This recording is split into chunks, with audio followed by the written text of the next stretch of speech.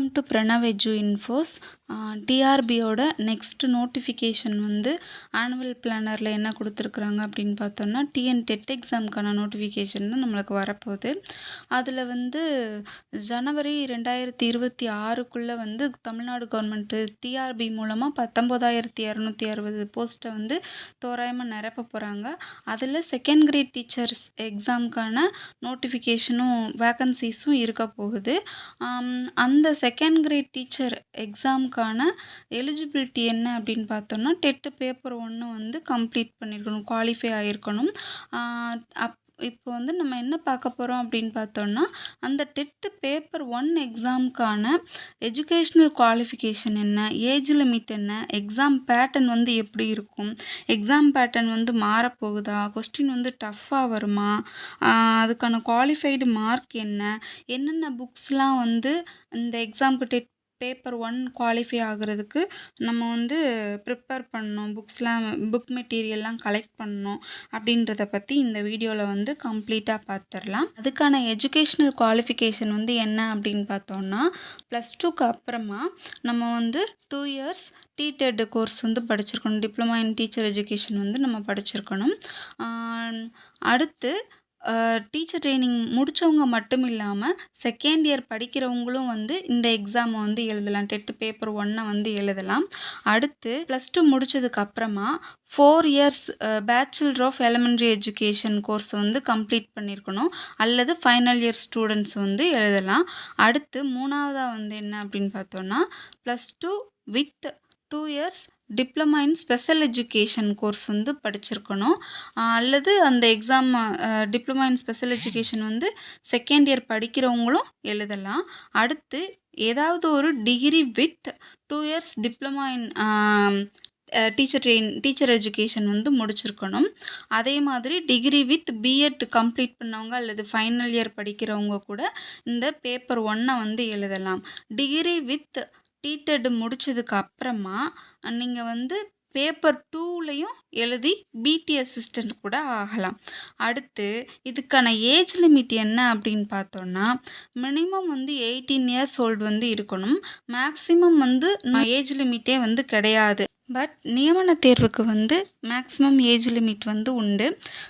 General டேனில் உள்ளவங்களுக்கு வந்து மேக்ஸிமம் ஏஜ் லிமிட் 42, கம்யூனல் டேனில் இருக்கிறவங்களுக்கு BC, BCM, MBC, DNC, SC, ST, SCA இவங்களுக்கெல்லாமே வந்து 47 மேக்ஸிமம் ஏஜ் லிமிட். அடுத்து பிடபிள்யூடி கேண்டிடேட்ஸ்க்கு வந்து 52 மேக்ஸிமம் ஏஜ் லிமிட் அப்படின்னு சொல்லிட்டு நியமன தேர்வுக்கு மட்டும் ஏஜ் லிமிட் வந்து உண்டு. அடுத்து டெட்டு பேப்பர் 1க்கான எக்ஸாம் பேட்டர்ன் வந்து என்ன அப்படின்னு பார்த்தோன்னா இதில் வந்து நம்பர் ஆஃப் கொஸ்டின்ஸ் வந்து 150 கொஸ்டின்ஸ் வந்து இருக்கும். எல்லாமே வந்து எம்சிக்யூ கொஸ்டின்ஸ் தான், மல்டிபிள் சாய்ஸ் கொஸ்டின்ஸ் தான். டியூரேஷன் வந்து 3 ஹவர்ஸ் டைம் இருக்கும். நம்மளுக்கு வந்து மோட் ஆஃப் எக்ஸாம் வந்து போன தடவை நடந்த மாதிரி சிபிடி எக்ஸாமாக இருக்கிறதுக்கான வாய்ப்பு இருக்குது. அடுத்து இதில் என்னென்ன சப்ஜெக்ட்லாம் கேட்பாங்க, எவ்வளோ மார்க் கேட்பாங்க அப்படின்னு பார்த்தோன்னா சைல்டு டெவலப்மெண்ட் அண்ட் பெடாகாகி, நம்ம காமனாக சொல்கிற சைக்காலஜி பேப்பர்லேருந்து 30 கொஸ்டின் கேட்பாங்க. அடுத்து தமிழ்லேருந்து 30 கொஸ்டின் கேட்பாங்க, இங்கிலீஷ்லேருந்து 30 கொஸ்டின், மேத்ஸ்லேருந்து 30 கொஸ்டின், என்விரான்மெண்டல் ஸ்டடீஸ்லேருந்து 30 கொஸ்டின் கேட்பாங்க.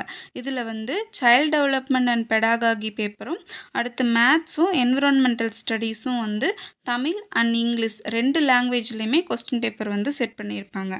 அடுத்து எக்ஸாம் பேட்டர்ன் வந்து மாறப்போகுதா, சிடெட்டு மாதிரி மாறப்போகுதா அப்படின்னு கேட்டோம்னா சிடெட் வந்து அவ்வளோ டஃப்பாலாம் இருக்காது. இப்போ இருக்கிறது வந்து ஸ்டாண்டர்ட் ஜிகே டைப் கொஸ்டின்ஸாக இருக்கும்.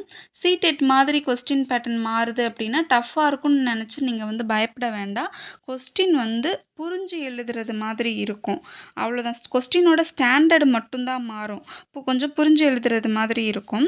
அடுத்து இதுக்கான குவாலிஃபைடு மார்க் என்ன அப்படின்னு பார்த்தோன்னா கம்யூனல் டேனலில் உள்ளவங்களுக்கு வந்து 82 மார்க்ஸ் வந்து 150க்கு எடுத்தால் போதும், அதாவது 55% மார்க் வந்து நீங்கள் எடுக்கணும். அடுத்து ஜென்ரல் டேனில் உள்ளவங்க வந்து 60% மார்க் வந்து எடுக்கணும், அதாவது 150க்கு 90 மார்க்ஸ் வந்து எடுக்கணும். எடுத்தால் வந்து நம்ம குவாலிஃபை ஆயிடலாம்.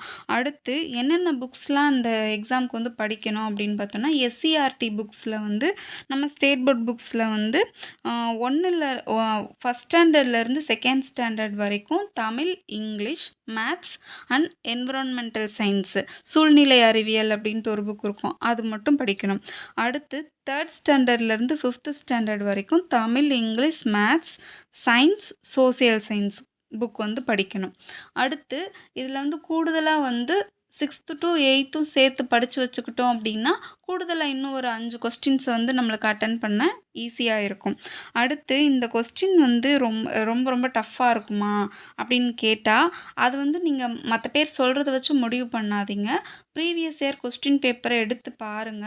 அதுல உங்களுக்கு வந்து அந்த ஈஸினஸ் வந்து நல்லாவே புரியும். எவ்வளோ ஈஸியா இருக்கு கொஸ்டின் அப்படின்றது நல்லாவே புரியும். ஸோ அந்த கொஸ்டின எடுத்து வச்சு பாருங்க. பார்த்துட்டு எந்தெந்த அ பகுதிகள்லேருந்து எவ்வளோ மார்க் வந்து வந்திருக்குது, அதுக்கேத்த மாரி எப்படி பிளான் பண்ணி படிக்கிறது அப்படின்னு சொல்லிட்டு நம்ம பார்த்துக்கலாம். மேக்ஸிமம் வந்து தமிழ், மேத்ஸ், என்விரான்மெண்டல் ஸ்டடீஸ் மட்டும் நீங்க வந்து கான்சன்ட்ரேட் பண்ணி படிச்சிட்டிங்கனாலே, அதிலயே வந்து ஒரு 90 மார்க்ஸ் வந்து வந்துரும். English and child development and pedagogy வந்து நீங்க வந்து ஜஸ்ட் வந்து ஆவரேஜா படிச்சுட்டு போனாலே போதுமானது தான். கண்டிப்பா 82 மார்க் எடுத்து பாஸ் பண்ணிரலாம். குவாலிஃபை ஆகிரலாம். அடுத்து டயட் இன்ஸ்டிடியூஷன் எல்லாமே வந்து இப்போ வந்து ரொம்ப வந்து குறைஞ்சு போச்சு. எண்ணிக்கை வந்து ரொம்ப குறைஞ்சிருச்சு. ஸோ உங்களுக்கு போட்டியும் குறைவு தான்.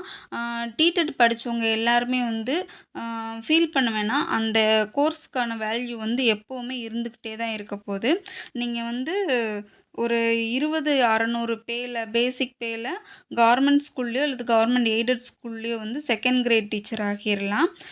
அடுத்து செகண்ட் கிரேட் டீச்சர்லேருந்து பிரைமரி ஸ்கூல் ஹெச்எம்மா பதவி உயர்வு கிடைக்கும். அடுத்து செகண்ட் கிரேட் டீச்சர்லேருந்து பிடிஆ பதவி உயர்வு கிடைக்கும். அதுக்கடுத்து வந்து நீங்க ஒருவேளை செகண்ட் கிரேட் டீச்சர் ஆனதுக்கு அப்புறமா நீங்க டிகிரி முடிச்சிருந்தீங்க அப்படின்னா, யுஜிடிஆர்பி எக்ஸாம்ல 10% இடஒதுக்கீடும் உண்டு.